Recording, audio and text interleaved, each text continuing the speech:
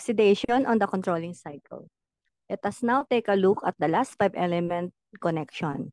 Just as each meridian has a tonification point and a sedation point on the mother-sun cycle, each meridian also has a tonification point and a sedation point on the controlling cycle. The difference is that the tonification point on the mother-sun cycle tonifies more of the house energy, whereas the tonification point on the controlling cycle tonifies the opposite polarity of the meridian. Okay? The similarity is that the sedation points in both cases sedate mainly the house energy of the meridian. So let's analyze the graph, okay? The drawing, okay? So in the figure, one can see that the gallbladder has two directions of energy flow.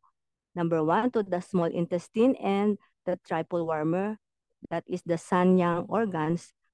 Number two, to the spleen, the grand sun yin organ. So if you wish to sedate the yang of the gallbladder, you could.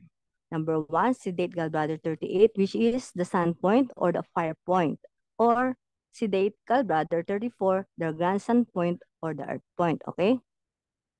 Both points would sedate gallbladder yang. And as far as the gallbladder is concerned, it would not make a difference. But different organs will receive this energy from gallbladder. And whichever organ this energy flows to, it will increase the yang in that organ, remember. It would also make better sense to send this excess yang from the gallbladder to one of these organs with a greater deficiency in yang.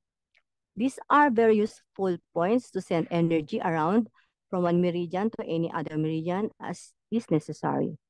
So if the patient needs gallbladder yang to be sedated in order to treat recurrent migraine headaches, for example, then it would be important to send this excess energy away to an organ that is deficient in yang, not to an organ that already has enough, okay?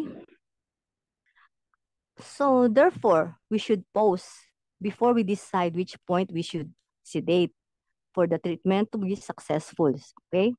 If this patient has sleep problems, for example, is restless at night and hyperactive during the day, he has a yang dominant state in the heart. Sedating the fire point of gallbladder would send more yang to the small intestine of the heart. The energy will not settle there but shuttle back and forth. But if this patient has no heat symptoms in the stomach and spleen, it would be better to sedate the earth point on the gallbladder, sending the yang into the spleen, okay? Or, as in the above figure, the spleen sends its dampness away into directions to the lung to nourish and make the skin and respiratory system damp, and downwards to the urinary bladder. When we need to sedate the dampness of the spleen, we can, okay? Number one, sedate spleen 5, the metal point, or sedate spleen 9, the water point. Spleen 9 is called lay 6 point because it causes diuresis, as it sends the fluid directly to the urinary bladder to be eliminated. Okay, understand? In both cases, sedation of the spleen sedates the spleen, and both the lung and urinary bladder receive in from the spleen, remember. Okay? So, yan po. Let's go to the next box, 6.13, additional points to sedate yang or yang of yang organs on controlling cycle. So you can screenshot. Sedate small intestine 1, which is the metal point for the lungs. Sedate triple warmer 1, metal point to the lungs, for the lungs. Sedate stomach 44, which is the water point for kidney. Sedate Li3 or wood point for the liver.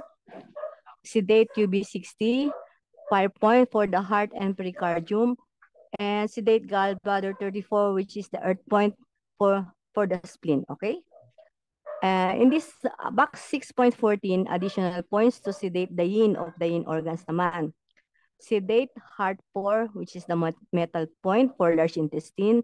Sedate pericardium 4, which is metal point for large intestine pa rin. Sedate spleen 9, water point for urinary bladder, sedate lung 11, which is wood point for gallbladder, sedate kidney 2, which is 5 point for small intestine or triple warmer, and sedate liver 3, which is earth point for the stomach.